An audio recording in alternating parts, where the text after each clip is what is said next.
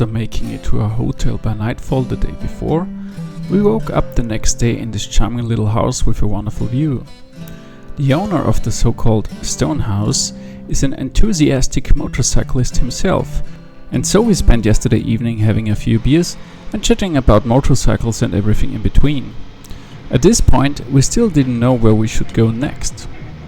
After a 1-minute discussion over our morning coffee, we decided to simply ride a little further south towards the sea and leave the final decision until later. And that's what we did. It didn't take long for us to find some charming twisty roads instead of the sea, which we rode along with great enthusiasm. We weren't by the sea, but we had a lot of fun.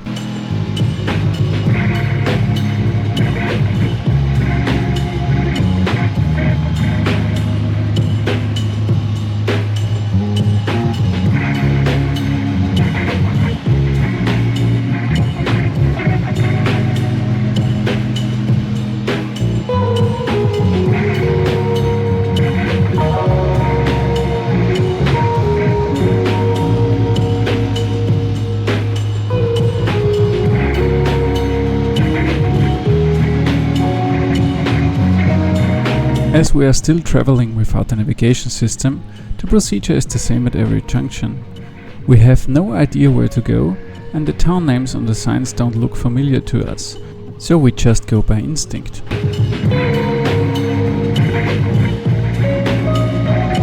The great thing about doing this is that you can find really small and authentic roads off the main route, like this one.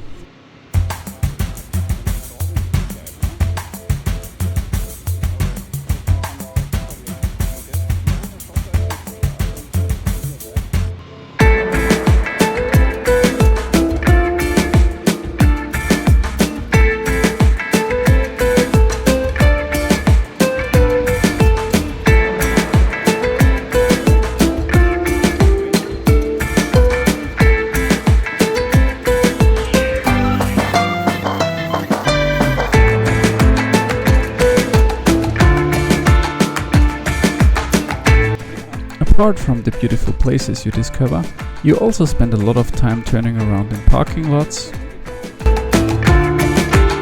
riding along one-way streets in the hope that it's not a one-way street, and then turning around at the end of the street to find a new way. At least it's a great slow riding exercise.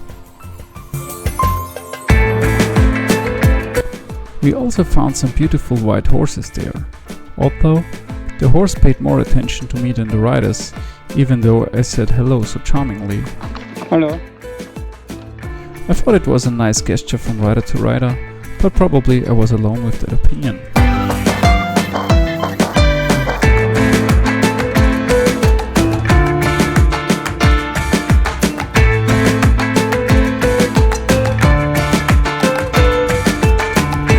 We then crossed the border into Italy, only to get lost in the wonderful little villages there.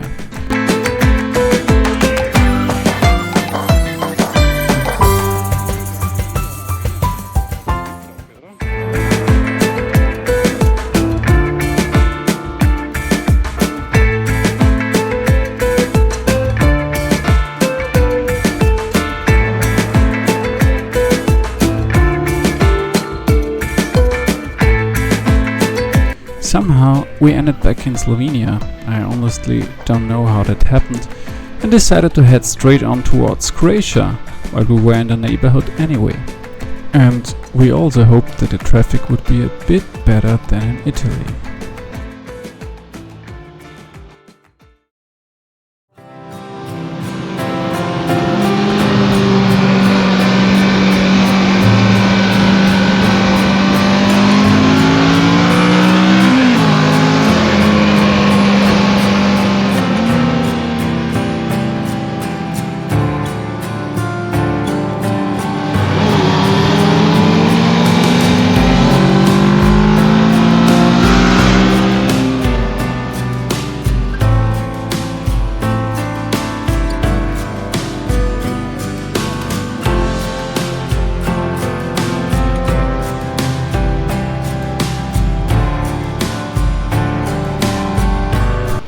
So we continued our journey on wonderful roads, got lost a few times again, and zigzagged somewhere through the countryside.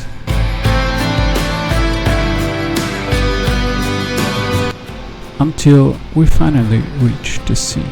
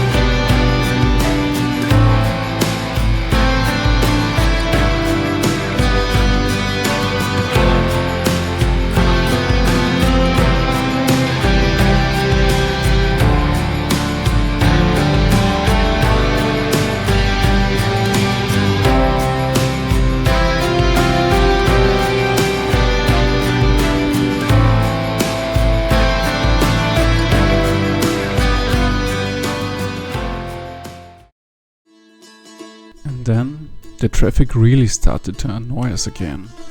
We rode through several places on the Croatian coast, and there was a lot more traffic than in the video recordings. On top of that, the high temperatures in the afternoon made it even less fun.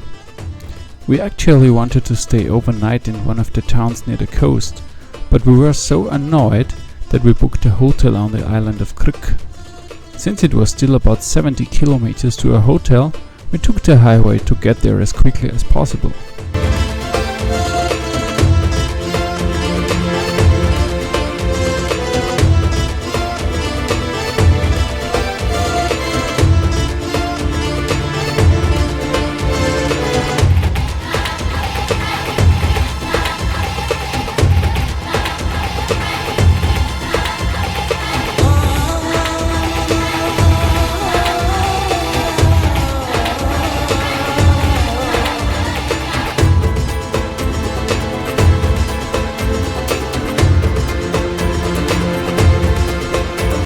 However, we had to make at least one short stop in between to enjoy the sea in all its glory.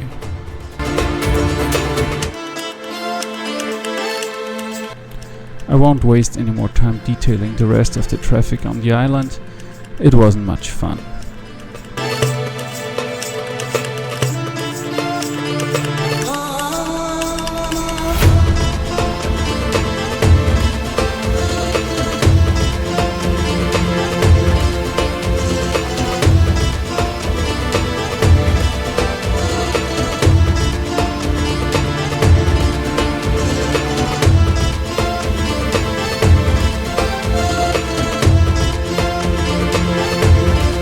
When we arrived at our destination village, we made a quick stop to get some drinks before we went to look for our hotel. I hope you enjoyed the video. In the next part, we leave the coast and head inland again, crossing a new border into another country. See you soon, and thank you for watching.